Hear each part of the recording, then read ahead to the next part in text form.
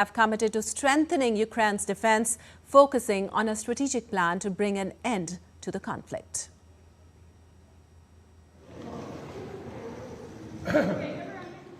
UK Prime Minister Keir Starmer, alongside French President Emmanuel Macron, proposed a partial one-month truce between Russia and Ukraine. This truce would suspend attacks on air, sea and energy infrastructure but would not halt ground combat. First, we will keep the military aid flowing and keep increasing the economic pressure on Russia to strengthen Ukraine now.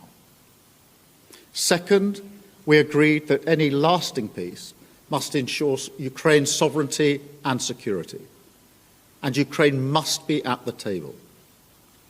Third, in the event of a peace deal, we will keep boosting Ukraine's own defensive capabilities to deter any future invasion. Fourth, we will go further to develop a coalition of the willing to defend a deal in Ukraine and to guarantee the peace. Starmer also announced an additional $2 billion of UK export finance to secure more than 5,000 air defense missiles for Ukraine. This summit comes just days after the US president's public confrontation with Zelensky, questioning Ukraine's willingness for peace, a move that raised questions about future American support for NATO. I don't think the format of what happened brought something positive or additional to us as partners. I don't want to discuss what happened. I understand that. I don't want to talk about why it happened. I only want to highlight why I also understand. I don't think we should continue building strong relationships in this format.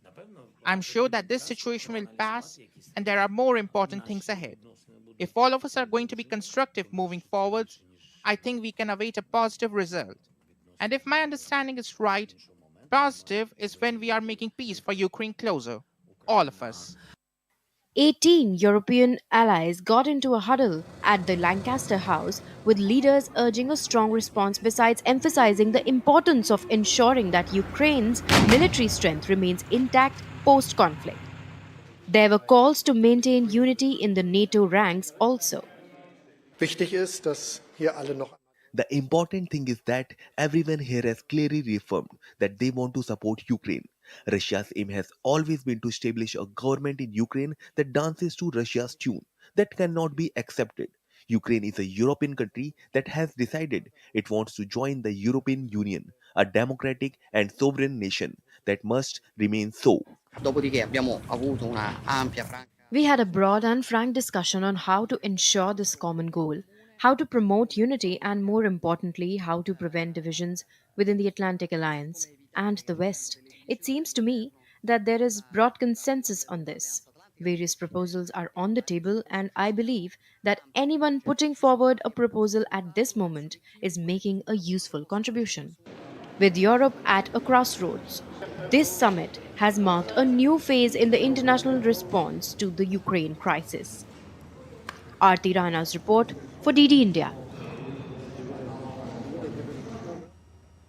And after the meeting of European countries on Ukraine in London on Sunday, Polish Prime